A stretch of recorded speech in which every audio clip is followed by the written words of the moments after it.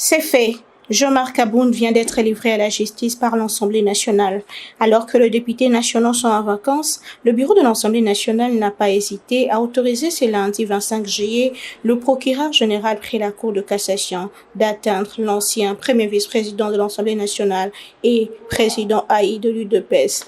Une décision décriée par l'Alliance pour le changement parti Haleli de Mouamba. Pour le cadre de ces partis, cette affaire est purement politique. Les réquisitoires du procureur de la République, et nous avons aussi du respect à son égard, mais nous l'avons jugé des politiques. Pourquoi? Parce que le droit, surtout dans un état de droit, quand se le dise, doit s'appliquer de bonnes manières et non s'appliquer de manière à satisfaire les émotions des uns et des autres. Ça, non.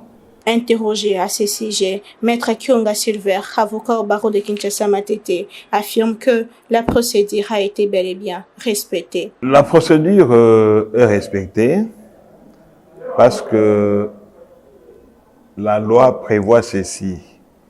La Constitution, à partir de l'article 107, prévoit que lorsqu'un député doit être poursuivi, en dehors des sessions, il faut que la justice obtienne l'autorisation du bureau de l'Assemblée nationale lorsqu'il s'agit d'un député ou du bureau du Sénat lorsqu'il s'agit d'un sénateur. Dans une déclaration comme celle-là, on peut déceler de faits infractionnels.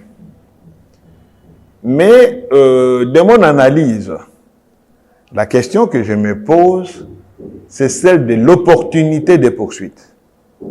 Parce que une chose est la commission des infractions, une autre est l'opportunité des poursuites. Et le procureur, lorsque il est devant un cas, il doit tenir compte de tous ces éléments-là. Il faut rappeler que l'ancien premier président de l'Assemblée nationale est accusé d'injure publique, imputation dommageable, outrage au chef de l'État et propagation de faux bruits.